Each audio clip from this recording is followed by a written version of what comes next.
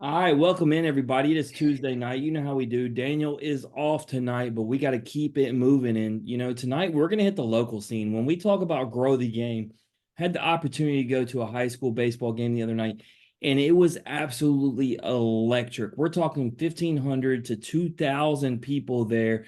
To advance to go to the North Half. And I was just talking to the coach that we're going to have on, and this is a team that a few years ago I went and watched, and for lack of a better way to put it, they were a punching bag. And, I heard a quote that said the Taylor Karr, time has started, the movement, whatever you want to call it. He is here and his time is here. And so with that, we want to get his story. Taylor, how are you doing tonight? Doing good, man. Still kind of, in that recovery phase. We got back to practicing today and it was like, all right, guys, we finally got to move on from it. But yeah, it was a crazy 72 hours to say the least. The highest of highs and lowest of lows for sure. And obviously it's really cool to keep playing and be in the Final Four in 7A in Mississippi. That's a pretty special accomplishment for this team and for this community. And so yeah, I'm doing good right now for sure.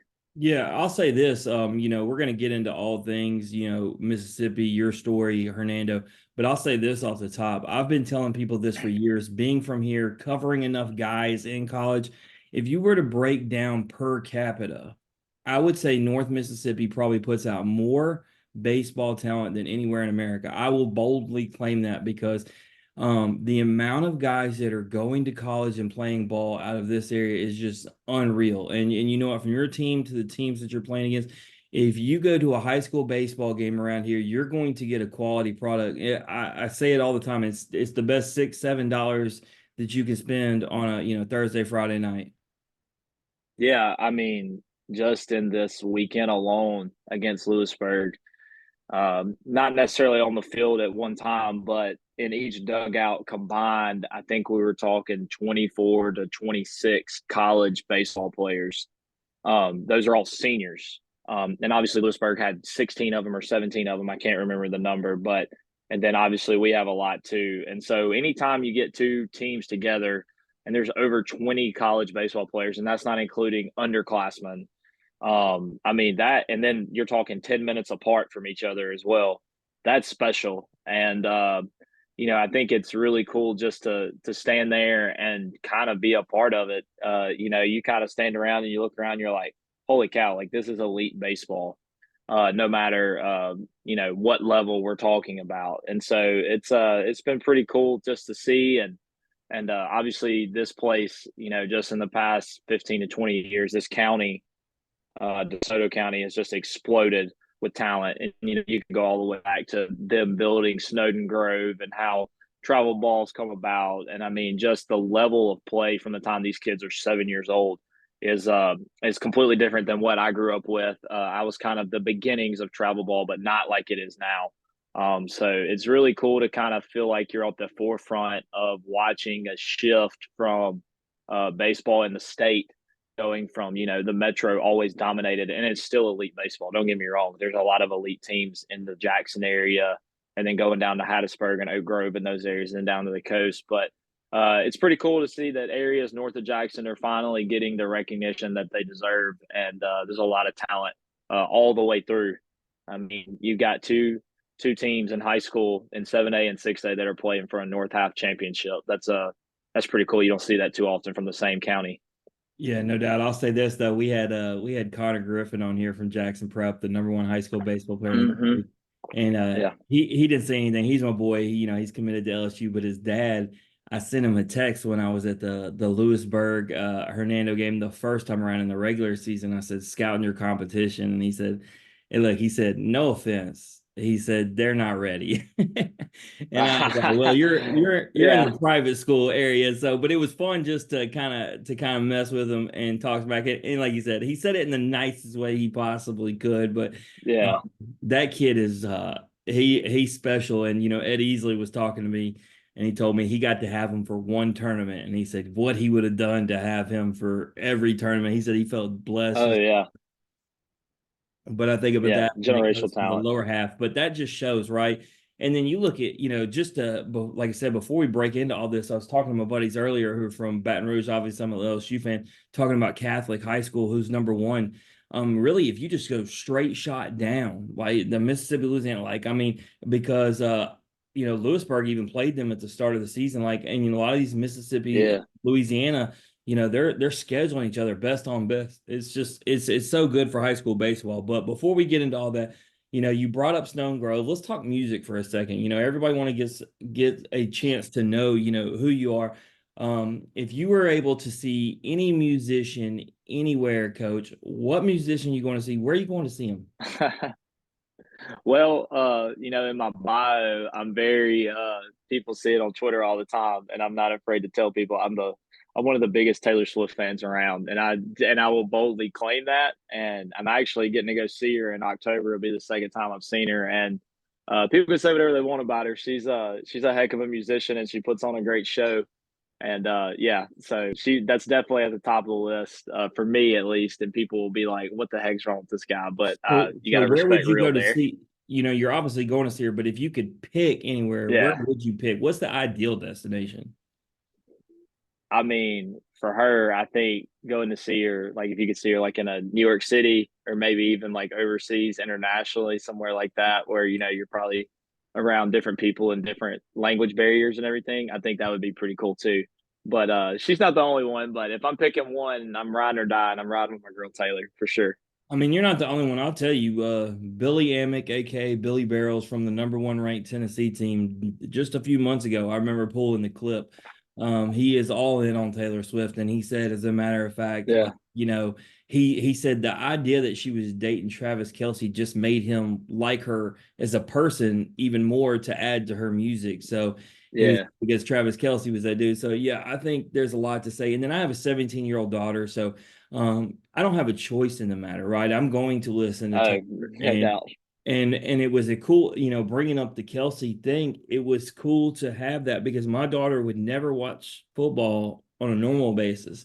You bring in the Taylor Yeah, Swift scenario, I got her in. Like, hey, whatever it takes to bring my for daughter to sure. watch football, bring it. So shout out to T Swift on that note. But let's transition into sports on that same note. If you can go see any player or any team, depending on what you would rather see, a specific athlete or a team, and you can go see them anywhere, where are you going? Who you seeing? If I could pick one from the past, obviously he's older now and he's retired, but I was just a little kid when he was in his prime.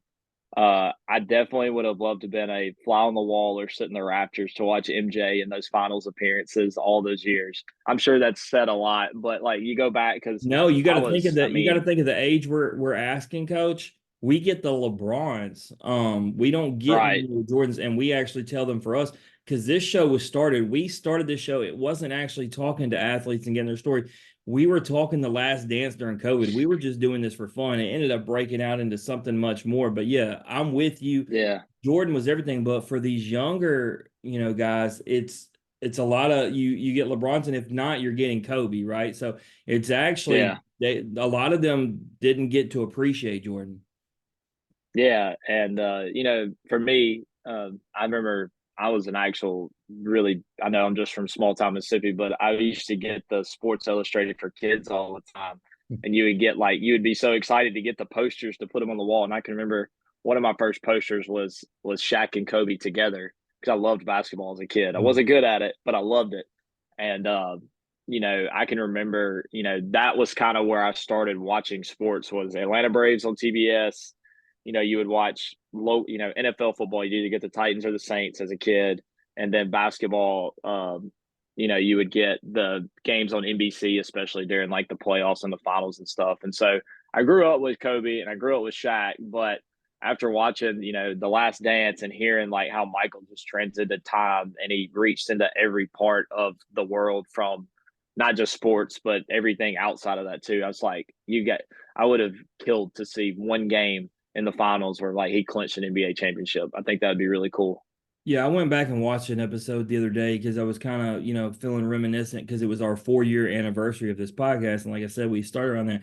And to tie it to Kobe, there was the clip in the episode I watched where Kobe said when people used to give him credit for the things that he would do, he would say, give the credit to MJ because I got that move from him. He would talk about it. Yeah. All the things he learned from studying MJ. And so I love it for Kobe, who, at times could be arrogant. When it comes to MJ, he humbled himself down and said, Yeah. that was my guy. And I would have loved, I was a kid, same thing, didn't get to see him. And I've gotten to see LeBron in person 10 times, and he's great and everything. It's just, I would trade all of them to go, to your point, to go see MJ. But I'll tell you Yeah. something cool, to flip it to baseball for a second. So I'm at the Memphis ECU baseball game, covering it. Yeah. I'm actually live streaming because they didn't do it on TV, the ECU fan base. And I'm having like 10,700 people watching live, but I decided to have some fun with it, coach. And there was a group of Easley Baseball Club kids, 8U sitting right there. It's like five of them. Yeah. Turn the camera to them and start having fun with them. And I asked them who their favorite baseball players were.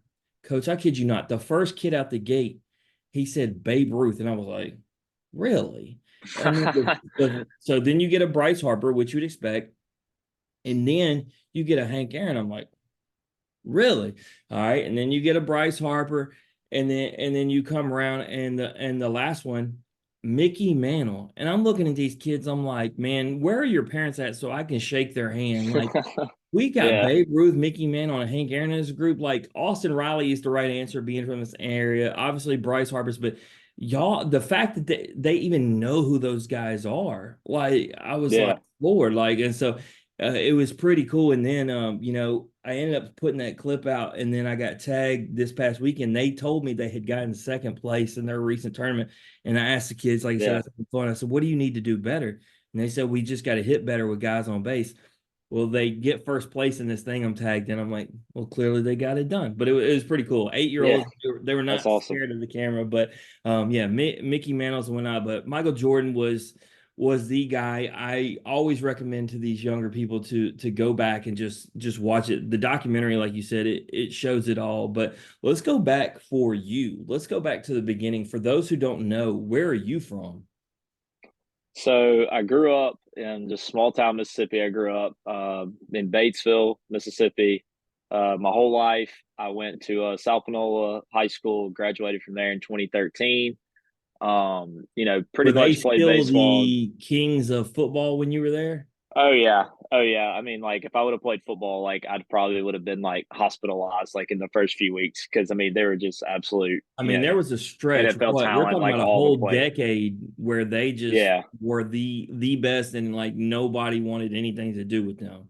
No, and it was that pretty much was throughout my entire childhood. From really, I mean, 2002 to, I mean, by the time I graduated high school, I mean, you're talking 11 years Mhm. of making the state championship other than 1 year. Like So that's when you're playing baseball for a school like that, do people pay attention to the baseball team, or is it one of those things that football just rules and that's taking the cake? you know, uh, at the time, looking back, I think a lot of people cared about it and wanted it to be successful. But like, my high school coach from seventh grade through 11th grade is a guy named Patrick Roby. He's the head coach at Madison Central now. And, he's been doing it for 20 plus years. And when he came into the program, like, they still played baseball at the Legion Field, like the American Legion Park there in downtown Batesville. And, he built it from nothing. And in the span of 8 years, 9 years, however long he was there, like it went from now we have our own field and we have our own complex. And people, as time went on, and they had talent. I mean, they had, you know, guys who went to play college baseball and a couple of guys to get drafted through that time.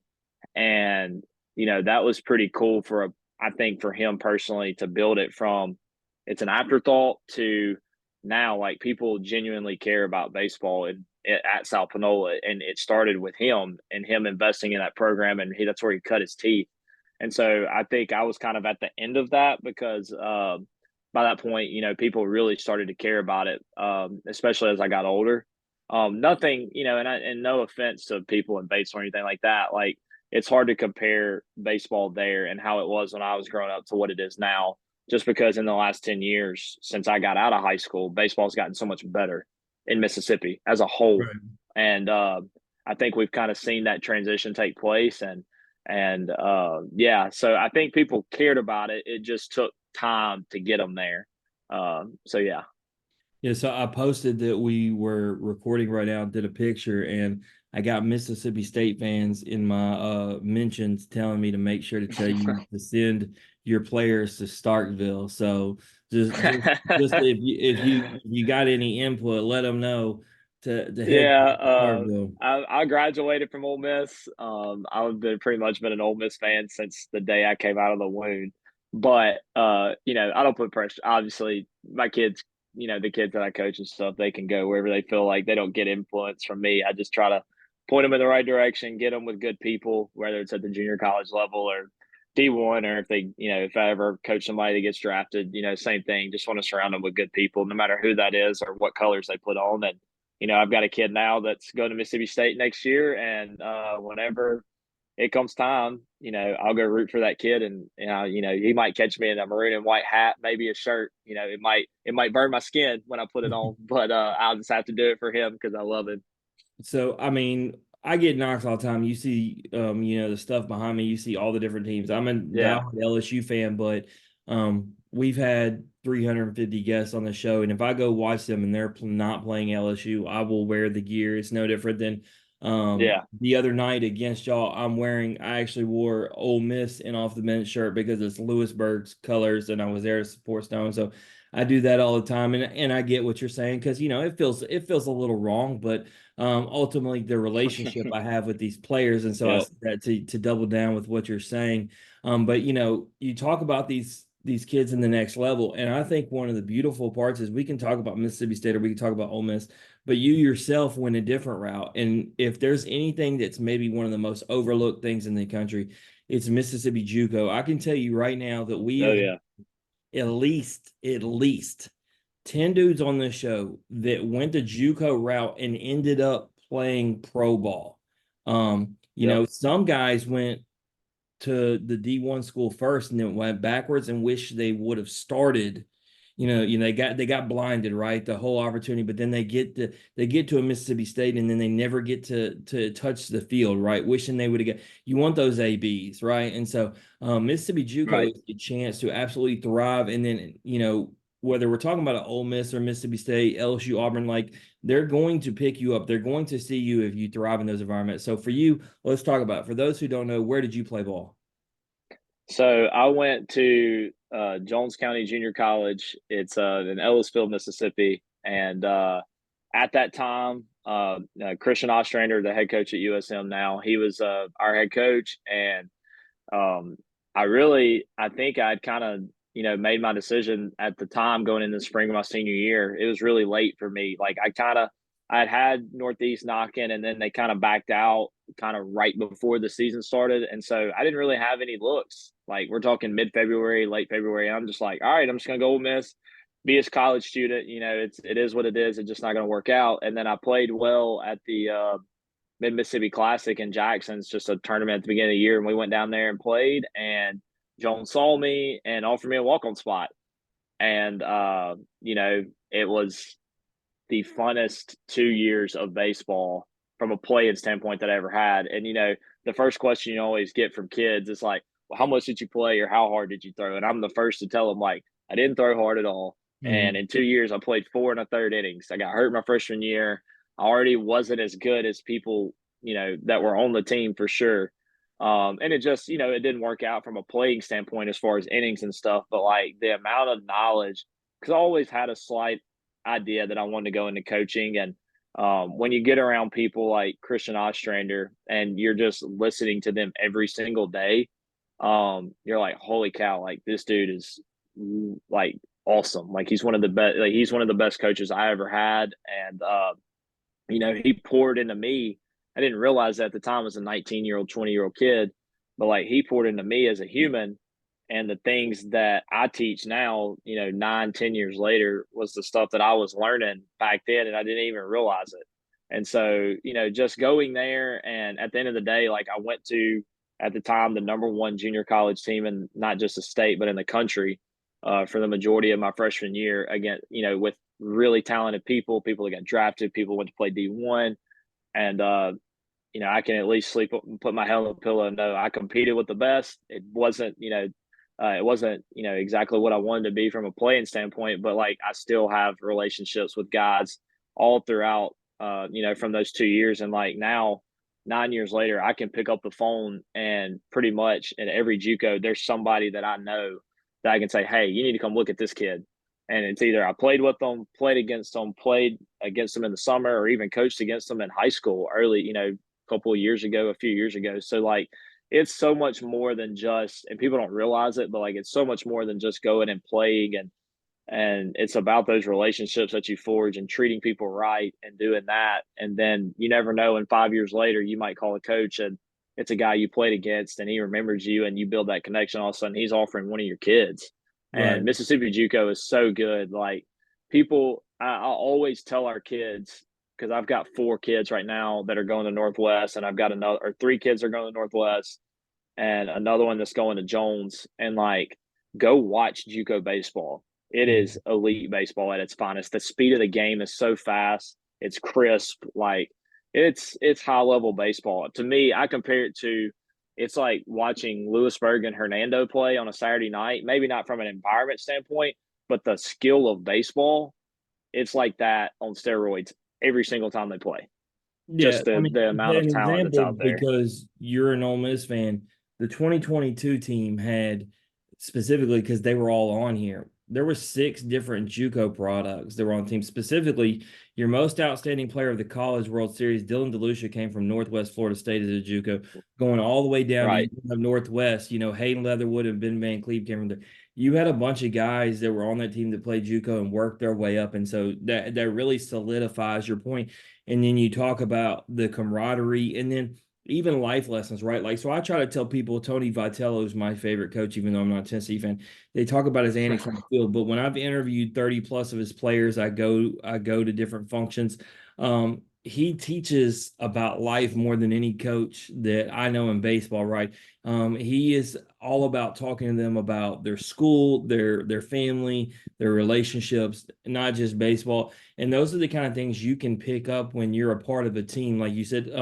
And it could be something knowledge for an upcoming job, whether it be a coach or something else. So just being a part of that and learning is something you want to be. It's actually something I'm disappointed in my own family, coach, because my daughter hates when I talk about her on here, but it's her own fault. She had D1 colleges offering her all over the place. And she ended up she's going to LSU in the fall.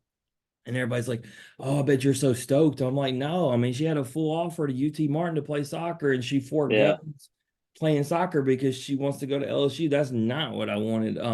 But she had a select list of schools that were Yeah. pretty top tier.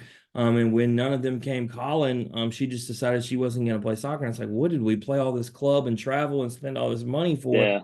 And I think about the JUCO thing you're talking about, and I tell her, I say, because all her friends that she's really tight with, play travel ball with, they're going to the Mississippi JUCOs. Like, you can go get your undergrad classes done, go play 2 more years of soccer with your friends, right? Like, I don't know, makes sense to me. Unfortunately, doesn't to her, but that's what I would do if I was in her shoes. Yeah.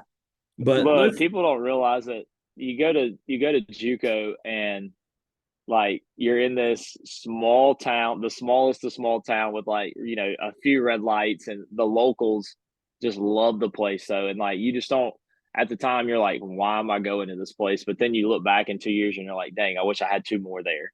I right. have way more people tell me that about, like, I wish Jones was a 4 year school instead of a 2 year, because it was so down to earth, and the people you're living on campus with are pretty much the people you see all the time. It was a really cool experience for me, and I wouldn't have traded it for the world.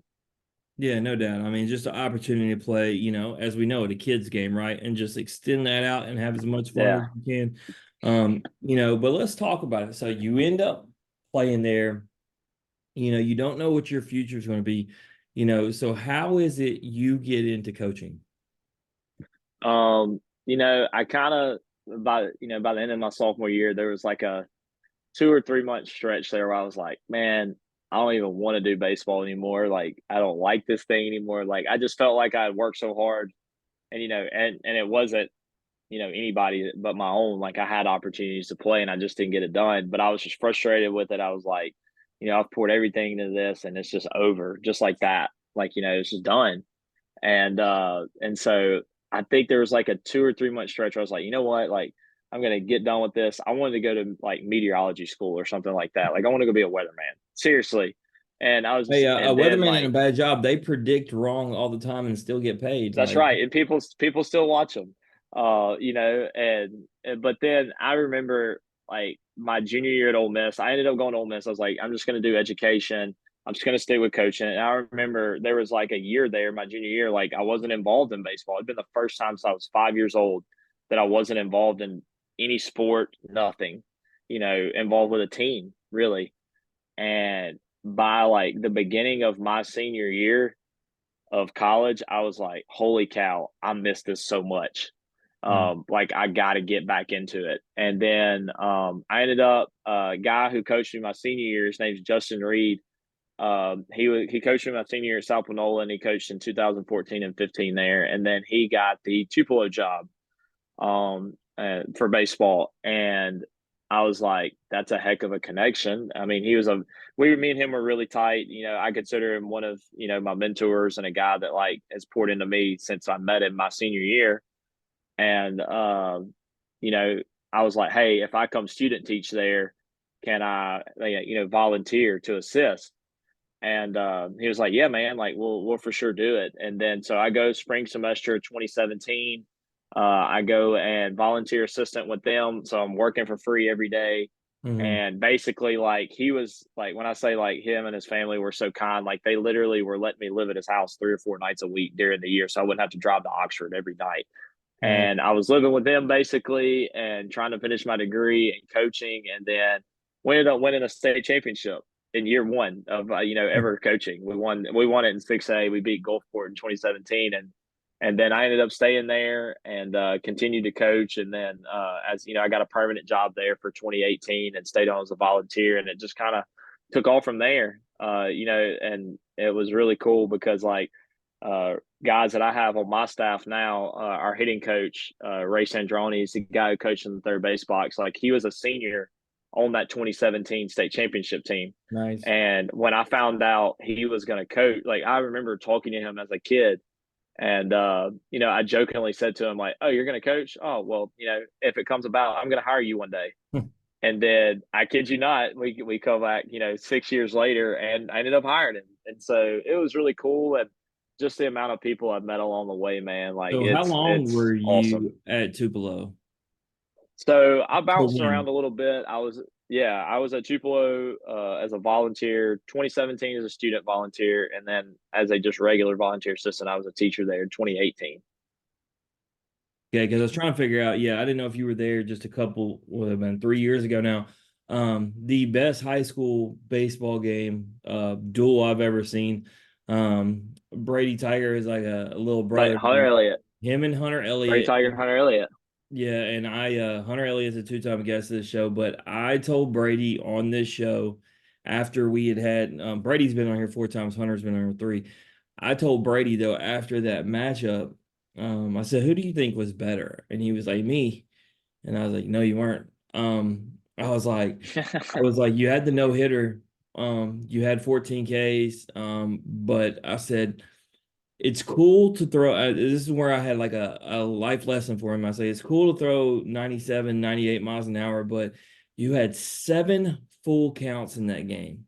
I said Hunter Elliott Yeah, never made it past 4 pitches in any count, just painting the corner, living on it, throwing yeah, 90, 92, not trying to do too much. And I remember Brady's dad sitting there telling him, you don't have to throw it as hard as you can. Obviously he has the slider and the curveball in it, but he kept just trying to blow it by him. But Hunter that game, he gives up, 2 hits and just 1 walk, nothing, no big deal. Still had 15 Ks, but it was just the way that he was dominating the zone, and to me, yeah, was the better pitcher because at the end of the day, it's about throwing strikes, and that's what Hunter did, and I love to see it. And but it was cool, like just watching the two of them go head to head. There were 8 scouts there. The radar guns were out. I mean, just absolutely electric. I still give Braden Sanders crap to this day, and it's funny because right now he is thriving as Memphis's closer. Um, yeah, but in that game, he comes in for Brady after everything has happened, and he walks the bases loaded. And it was funny because that game with Stone against y'all where he was struggling and walking. Braden was over there, and I told Braden, I said, there's an opportunity after this game for you to talk to him and tell him you've been on this same stage and done the same thing, and tell him, Yeah. look where you're at now. It's not how you started, how you finished. So but yeah, Hunter and that Tupelo team, it was Yeah, one they of went to the North matchups. So House I that didn't know if year. you're there, but it speaks to what we're talking about, right? Like I remember I did a double header. I called it. I get a call last minute. They need somebody who's comfortable on the mic. I go to DeSoto Central. Is a double header. DC and Lewisburg are going to both play Jackson Prep.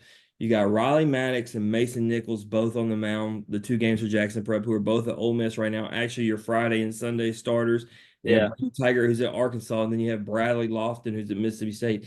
It really speaks to the talent that comes out of this area. So, I imagine when you get the call for Hernando, and we're talking about this area, and we're talking about the talent. I mean, you gotta be like, let's go.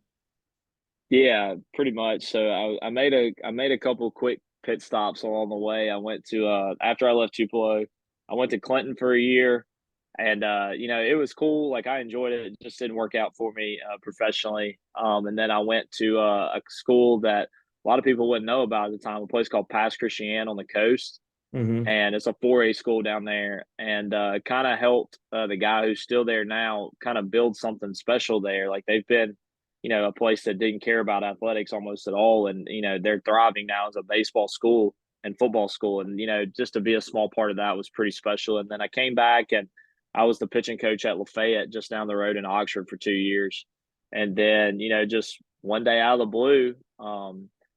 I get a phone call from a friend of a friend, and they're like, "Hey, would you be interested in Hernando?" And I was like, "Man, like they don't want to talk to me. Like this is Hernando we're talking about. Like they're infinitely talented, and they're gonna find like somebody who with more experience than me." And I was like, basically, I kind of was like, like I don't know, man. Like maybe just not the right time. Like they don't want a young guy like me.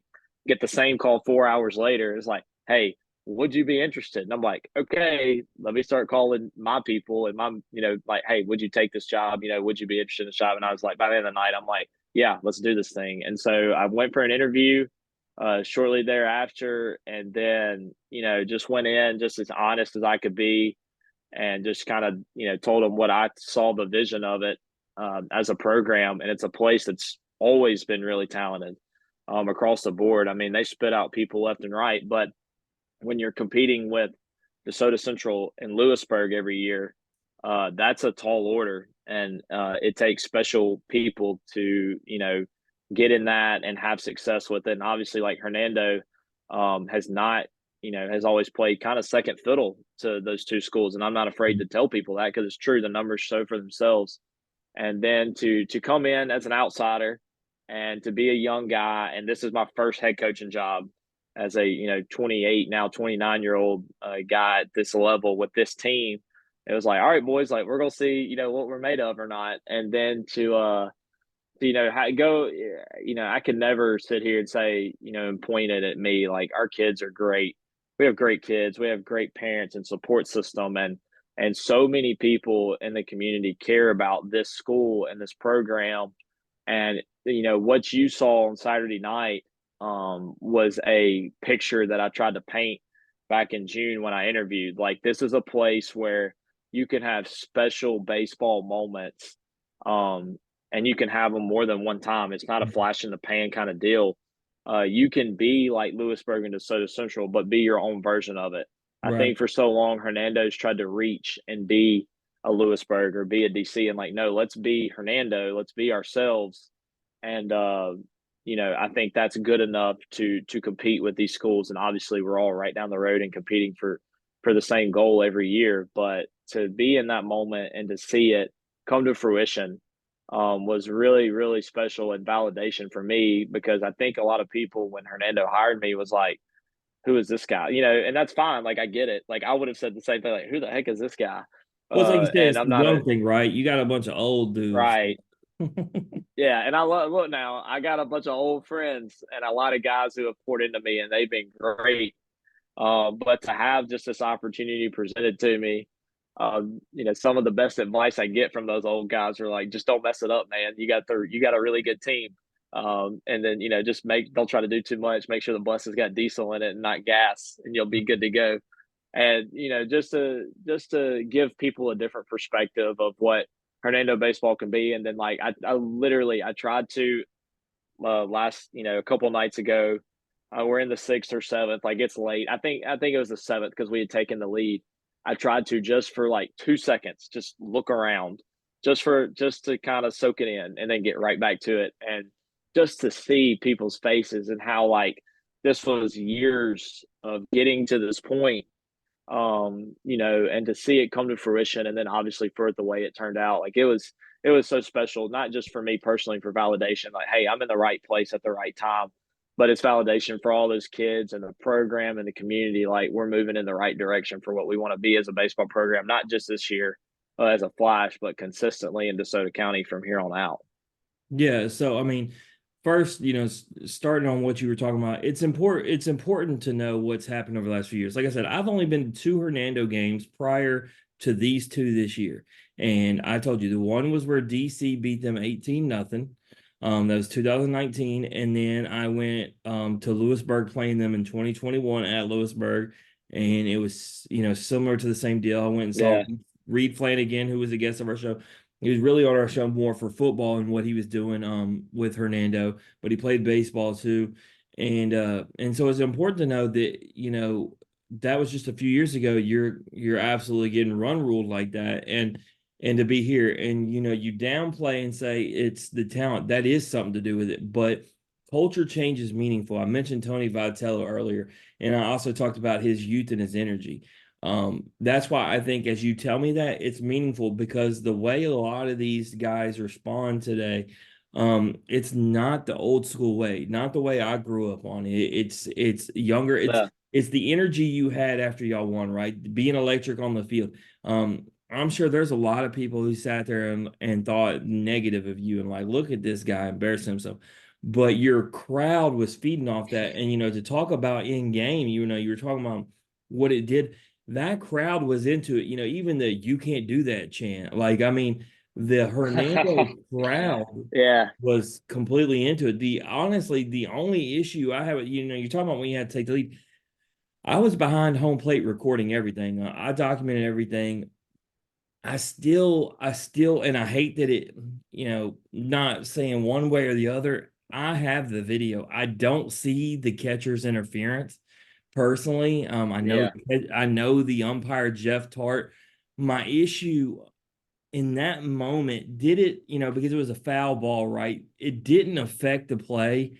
I would like a play on because I didn't see anything that significantly mattered. And so I hate the umpire making themselves known in a big situation like that. Regardless, we don't know what happens, so you can't say it happens one way or the other. But I do, as a fan of sports, I hate when the umpires in the biggest moments make themselves known. You're at the top of your order. They don't need, let the best guys do their job. They don't need any help. So I hate that happened. Like I said, I don't know why he called it. I'm not even going to investigate it. It is what it is. But nonetheless, I talked to Stone afterward, and I love a competitor who said I should have been better. Right? Like he didn't make any excuses. He didn't say nothing about the umpire. He said I wasn't the best. They deserve the victory. That's why I follow Stone. It's a good kid. But I love to see, the passion that y'all play with, the energy, the guys in the dugout, the fans in the stands. It was just special. And I've been going to games since all the way back to, the Austin Riley days. And I don't think I've ever seen that many, fans at a game. So, shout out to Yeah. what Hernando did, but let's give a chance to spotlight some of your guys. I know it would take all day if we did the whole team. But Yeah. going into the next series, so people know you're going into the North half. Talk to us about a couple of the guys on the mound, and then maybe captains or leaders in the lineup, just some guys that if people want to go check out Hernando in this next series, who they need to be on the lookout for. Yeah, I mean, obviously we've got our three D1 guys that everybody spotlights, and by no means like they should be spotlighted. You got Thomas Mitchell that's on the mound for us, senior. He's going to Ole Miss, a kid who's just absolutely busted his tail and done everything that we've asked him to since the day we got here. Ultra competitor. He's going to give us a chance every time he steps foot on the mound. And in high school, like that clarity and that certainty is a good thing. And so he's going to be good for us. And then obviously we've got our first baseman who man, he's just a do-it-all guy. He's going to be able to pitch it on one night. He's going to be able to play first and hit in the middle of our order. That's Luke Romine, a junior. I think he finished, in the final three as a junior for Player of the Year in the state this year. Just what he's done has been absolutely special, and we wouldn't be where we are without Luke. Just like a lot of these guys I'm going to mention, and then Topher Jones, a guy who started the year at third base for us. We made the transition to shortstop. Guys going to Mississippi State. Just a guy who plays with so much energy and passion for the game, and he definitely plays a big role in this team. And another guy in the middle of our order, a guy we trust on the back end of our bullpen. Like everybody knows those guys, and they hear those names, and they absolutely deserve that notoriety because they're special kids. But just kind of going down the list a little bit, we've got Hollis Lawson that's behind the plate. Just our catcher who's just an absolute warrior. He's a captain. Had an injury throughout the year. He had a shoulder injury. He was out for 3 weeks. He didn't play in the Lewisburg series to the first time around the regular season. And for him, I think the cool thing was this is a guy who's been playing since he was a freshman, and this was really like to see him as a senior. He gets hurt in a big moment, just a freak play, an accident, and then like he's in a sling, waving a towel around, going crazy in the dugout. Like that dude cares so much about Hernando baseball over himself, and he's a guy that we rely on, and he's been really good. Another one is Brody Martin, a guy who filled in for Hallis when Hallis went down with an injury behind the plate. He's going to Jones. He just actually committed a few days ago to go to Jones, a late guy, a guy who played football and baseball, and I think he thought the football route was going to be the thing, and he's an absolute beast on the football field. But ended up baseball happening. He has a good day at the Mid Mississippi, kind of similar to a lot of kids. And down the road, Jones ends up offering him, and he commits. And so he plays center field for us now when House is healthy. But he's another captain. And then you got the guy who I think was the star of the show the other night, Tyler Sullivan. Just an absolute rock solid guy, man. And to watch that kid grow and earn that moment, and then to grow, to get his wings, is what I like to say. In that moment was really special. He's a guy that we can rely on in the field, defensively, hitting on the mound. Like it was really special for him to have that moment. And then just to kind of wrap it up, we've got Josh Pena at second, a junior who's got multiple college offers. Been really special for us on the infield. He's done really well at second base and making that transition. And he's kind of our, I kind of call him our Energizer Bunny. Him and the guy at third, PJ Preston Johnson's his name, another guy with multiple offers. Both Yeah, of that's them your are that's your table leadoff hitter. setters. He caught my attention Yeah. because you talked about being an Ole Miss guy. I thought from Mississippi State, Preston Johnson, the pitcher. You as we talk about guys, that is one of the JUCO guys. He came from Itawamba, ended up going to Mississippi Yep. State, and now is playing for the Orioles. So that's an example of those guys we're talking Yeah. about. When I heard his name when he stepped to the bat, I was like, "Hey, PJ." Yeah. And he's a dude, like his glove is really special. He can play anywhere on the field. He's our table setter, him and Josh being in the 9 and then PJ in the 1. And then to kind of wrap that up, we've got a kid who he came in for his senior year. His name's Meyer Maddox. He's in left field. This was a guy who uh, at one point in the year he's going to Northwest to play outfield. He's a special player. He was hitting like 195, 200 heading into division. And then by the end of division, his in division stats, he was hitting like almost 600. And now he's hitting 417 on the year, and just an absolute dog, like a guy who isn't afraid to get in people's tails, a steady guy though. And kind of where this thing all started last weekend was we're down 5-2 in the sixth. We had lost 7-2 the night before. And, at this point, like, you're not trying to let doubt creep in, but it's getting grim and you Mm. feel like your time's running out. And Meyer Maddox, a guy who was 0 for 5 with 5 Ks on the series, he'd struck out 5 times in a row. He got the hat trick against Osteen, had struck out 2 times against Caden. He finds a way to get into a 1-2 count, and it's just the doubt didn't creep in for him. He hits a ball back up the middle, And then I think that, that for me was a turning point of the series, the fact that that guy got on base. Yeah. And, so That's special what makes kids, like, man, baseball I could go beautiful. down the list. Yeah, no, that's what makes baseball beautiful. You talk about guys who, go through slumps and then come out on the other end because it's a game of failure. You talk about guys who get that moment when it matters most that deserve it. That's why, they talk about being romantic about baseball. Like there's just these things that happen, especially in a team that's making a run like this and has a story. And it's really cool just to hear you talk about these guys. Like, it sounds like if I would have let you, you would have done 2 hours of this, right? Like just talking about Oh, it. yeah, for sure. It Yeah. shows, yeah, it shows how much you love these kids. So let's talk about what's on deck because I actually don't know the answer to this question. I was going to look it up, and then I had enough people ask me over the last couple of days. I was just going to ask you, all right, North half, who you playing? Where's it at? What Yeah. time? Like, can we get that info?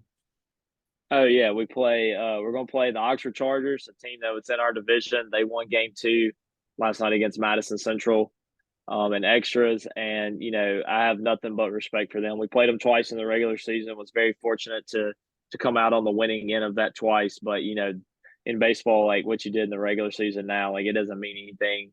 And the way I see it, we're 0-0 against those guys. And it's like when they put on that Oxford Charger uniform, like it's like they kind of get a cape behind it too, man, when it comes playoff And time. that's That's where a Coach tradition Monaghan went, program. right? No, Coach Monaghan went to Starkville. Starville, that's right. Not Uh, Starville. Gotcha. uh, and the coach there, me and him have become really good friends over the past couple of years. His name's Cade Hoggard. He was at Olive Branch, I guess, like 8 years ago, 9 years ago. I can't remember the timeline. Went to Amory High School, and then he's a hometown Oxford guy. And so for him to obviously be leading that program, he's done a heck of a job. And I'm sure, this comes with extra significance because he's leading his hometown program. And they're going to be a big challenge for us. We play them at home because we won the division. We'll play them at home Friday at 7. And then we'll be on the road Saturday at 7 as well. And then if we come back around to game 3, if we need it, it'll be at Hernando at 7. So I'm looking forward to it. It's really special to be in the Final Four, but I tell it, we've kind of been putting it on the bulletin board every day. It started with, we got to be 1-0 8 times. And then it was got to be 1-0 7 times, and then 6 times. And then we had to keep 6 up a little bit longer. We had a little roadblock that Thursday night. And then we got to 5. And then obviously we got to 4. So we got to be 1-0 4 more times and trying to just keep it really microscopic right now. Don't look ahead because it can be over in a heartbeat. This game is so beautiful, but it can rip your throat out if you're not careful. Just because you're going to see high level baseball and they're going to be close games. So trying to keep it in perspective and appreciate what happened this past weekend, but we got to move forward now. Absolutely. Well, everybody heard it. So check it out Friday.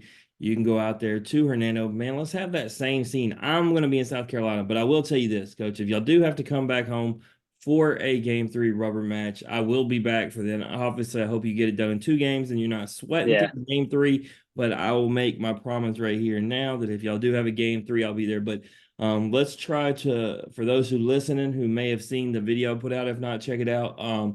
Replicate that scene. That's what you want the high school baseball scene. When we talk about it in off the bench, we talk about grow the game. These kids deserve it. They've worked hard to get here.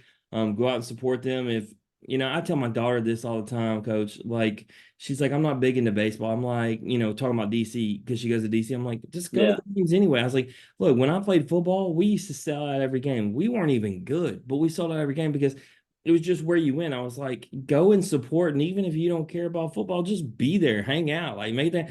So I said, Yeah. just, not even, hey, if you don't even like baseball, just go anyway. Support Hernando. Like, you know what I mean? So Yeah. wear your colors, pack it out That's right.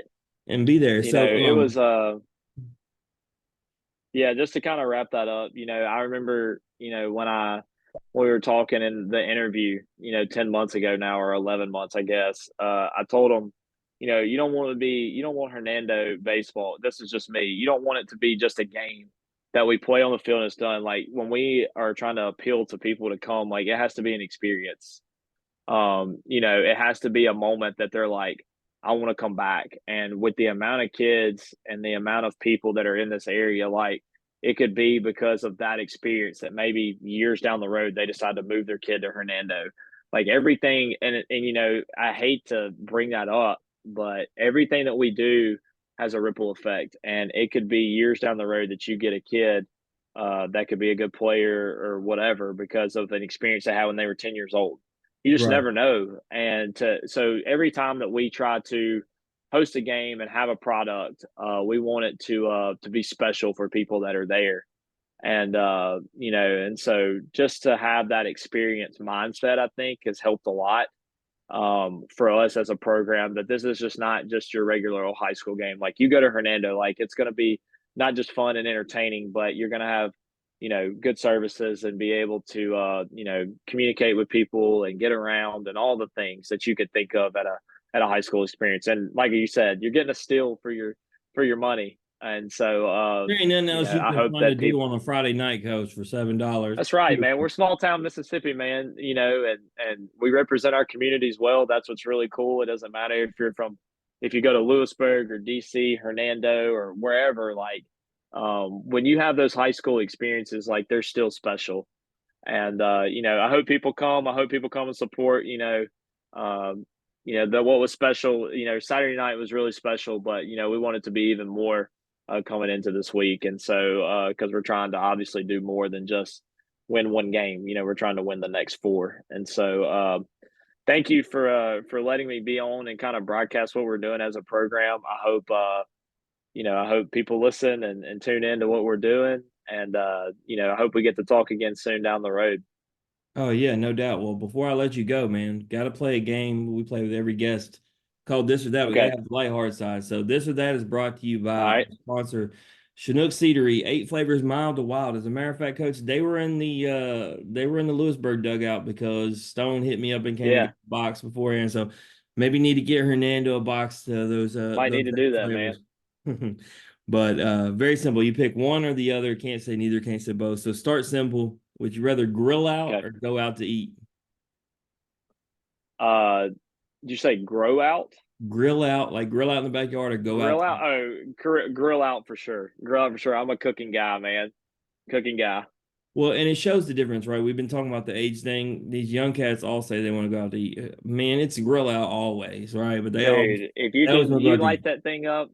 Yeah, you have a long day. You light that thing up about 5 o'clock, 4:30, and you just sit there, and you're just enjoying life in that moment. You can't beat it. And you know, that's just me though. Absolutely. All right. Would you rather have a fast car or a luxury car? Luxury. Fast scares me because I'll lose control at some point. I Quality of actually life is pretty I good. have the luxury of having both in one car, but I drive everywhere on the road, so I take care of myself. It's the only thing I have this expensive. But this one's fun because we usually are asking younger guys. Would you rather trip and fall in public or pass gas in public? Um, I got to be honest, man. I trip and fall all the time in public, not like on my face, but like I got two left feet, and you know I see a crack and I might trip over it. So definitely pass gas because you know it's kind of a get away with it thing if you're not loud. So I got to go with pass gas on that one because trip and fall, everybody sees you, you immediately start sweating in your pits. You pass gas and you almost feel like a villain because you just got away with it. So Exactly. Very accurately broke down. I feel the same way. All right, so I got to ask this next question. All right, I need you to not be biased on this. I wasn't going to put this in here, but I need to know. All right, one of the things that I noticed Saturday night, I had already put out there talking about Lewisburg's pinstripes. I felt some kind of way about them being one of the best uniforms in the nation, being red, white, and blue. Then the first time I had seen Hernando really reminded me of obviously Vanderbilt's. All right. So yeah, don't put your team in this. If you could pick one of those to wear, and you know you are Ole Miss guys, so I know you do have a little special feeling for red and blue. Who's got the better I pins? do, man. Uh, you know, look, there's something. Look, I love red, white, and blue. I am a red, white, and blue guy Ah, all the way through.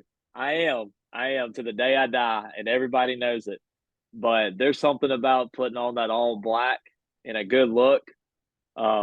You know, our kids are already asking for, and I'm trying not to be biased, but man, you put on that all black, and it's like you turn into a villain hey, almost. And I I love like them being both. the villain.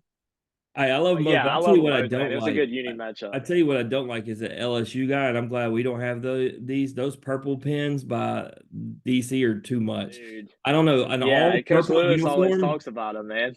Yeah, it's just it's all purple's too much. As a matter of fact, like I went to the ECU Memphis series last weekend, and they wore ECU wore those all purple lavender jerseys top to bottom.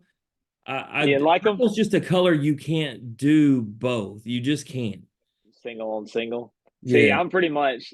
I guess I'm the wrong guy to ask because I'm pretty much like I'll do the most outlandish. I mean, we literally have a.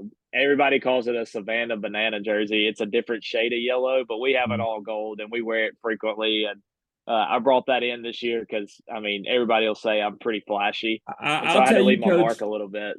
I didn't think about it when you brought up Taylor Swift. Let me tell you something. I went to Savannah Bananas this year at Alex Box with my son. He wasn't big into it. Yeah, There's a lot of dancing, singing Taylor Swift and whatnot. It might just be right up your alley because there's a lot of good baseball dude, teams it might and a be. lot of singing and dancing.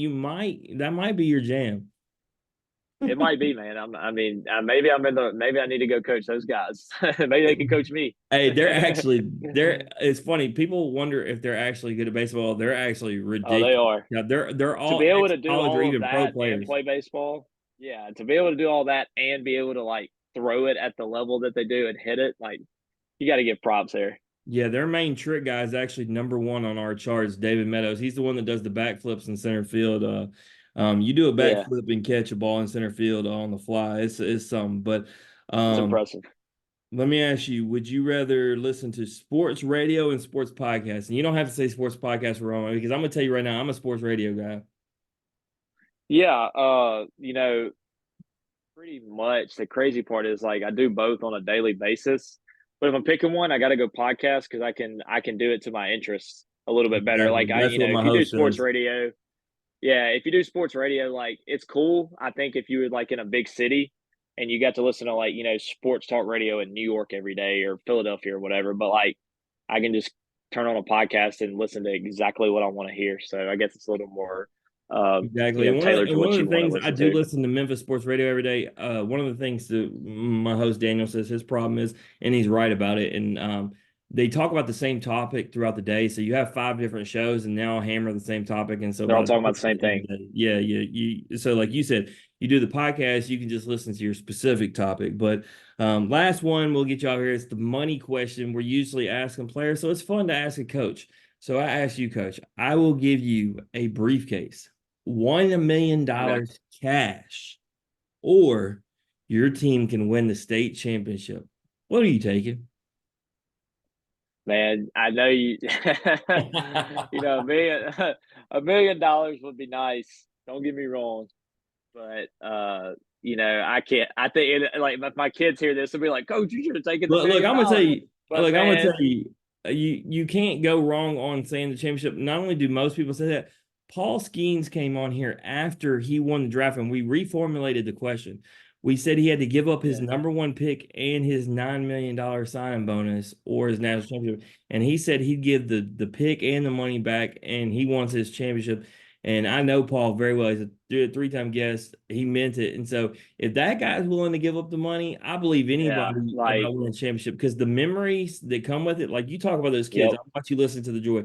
It's more than the hardware, right? The trophy can be thrown in the trash. It's about those kids that you have had all year, everything coming through at the end and winning a championship and all the hard work paying off. Like you can't, yeah, like it's pretty much everything that you try to tell them for 9 months, and then they get to experience it.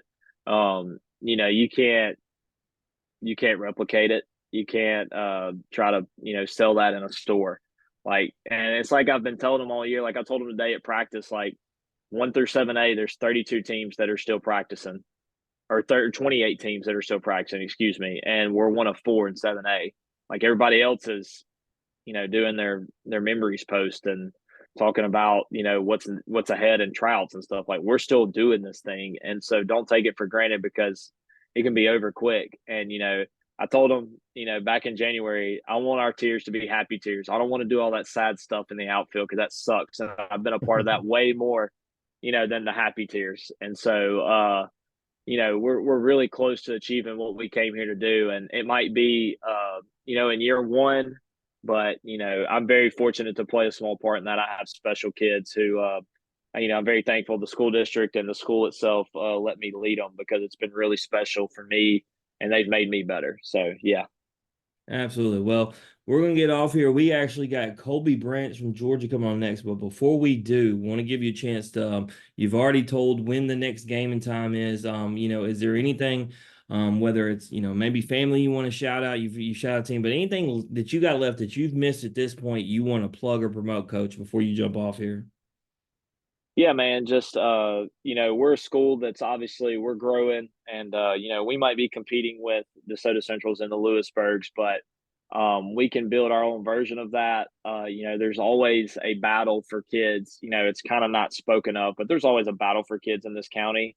And where you go to school and the pride you have for the uniform. And so just if you want to come to a place that's special, that's going to treat you right, and obviously you're going to perform at a high level. Like I think this is the place to be for a long time. I think we're for so long Hernando's been behind the DeSotos and Lewisburgs, and I think we're catching up to them. And we want to build our own brand of special, and that's kind of what I've been telling my kids all year, and we're going to continue to do it, not just this year, but years past it.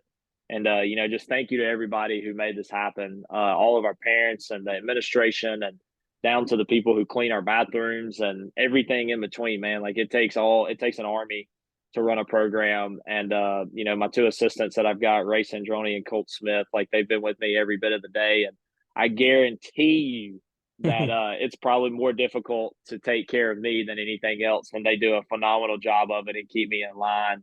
And so it's been special. It's been a special place. It's crazy that it's already been 10 months since we've been here. And I just hope we can keep this journey going a couple more weeks, man, to cap it off. But thank you for having me on. It's always cool to get to talk about our program and what we're doing. Absolutely. All right. Well, that's Taylor Karr, everybody. If you like hearing his story or you just like having average Joe's talk X and O's, please like and share the podcast on Facebook, retweet us on Twitter, listen and subscribe on Apple, Spotify, and Anchor. As always, comments, hugs, ratings, feedback, all that good stuff is welcome. We'll see everyone back here in a few minutes. We'll be talking to Colby Branch, star shortstop for Georgia baseball. But like Coach said, be out there Friday night, Hernando. Go see the North Half. Go watch this team he's talking about. It's worth your money. We talk about it. It's not expensive. So go invest, go support local. But with that, in the meantime, remember, strong bodies, sharp minds, grit and grind all the time. We are out.